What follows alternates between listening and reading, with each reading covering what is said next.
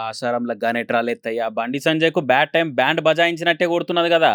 ఆయన కుతికెగూలవడంగా కాషాయం కండువేసినన్నా, కమలం పార్టీ కోసం పనిజేసినన్నా అని జెప్తుంటే, అదే ఫ్లోలో హైకమాండ్ ఏమో నిన్ను పక్కకు పెడుతున్నామన్నా, నువ్వు సైడ్ ఉండన్నా అని అనబోతురనే గట్టిగా నడుస్తున్నది.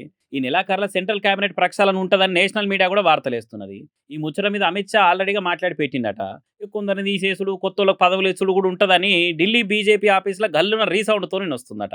మొన్నటి 5 రాష్ట్రాల ఎలక్షన్‌లలో 3 రాష్ట్రాల్లో గెలిచి కొత్త ఊపొచ్చి దేశమంతటా గూడా పార్టీ పతార చూయిద్దామన్న జోష్‌తోనున్నారు గాబట్టి, ఇదే మోకల క్యాబినెట్ గూడా మారిస్తే ఖతర్నాక్ ఎఫెక్ట్ ఉంటదని మోడీ సార్ కొత్త టీమ్‌ని రెడీ చేసే పనిలో పడ్డాడని టాకు. ఇప్పుడైతే 72 మంత్రులున్నారు మోడీ టీమ్‌ల. పవర్‌లోకొచ్చి 2 ఏళ్ళు అయింది గాబట్టి, కొత్త క్యాబినెట్ తీసుకుంటే కడమోళ్ళకి ఛాన్స్ ఇచ్చినట్టు ఉంటది. కొత్త ఊపుతోని సరికొత్త మంత్రులు కూడా హుషారుగా పనిచేసినట్టు ఉంటది అన్న ఆలోచనలో ఉండట మోడీ సారు.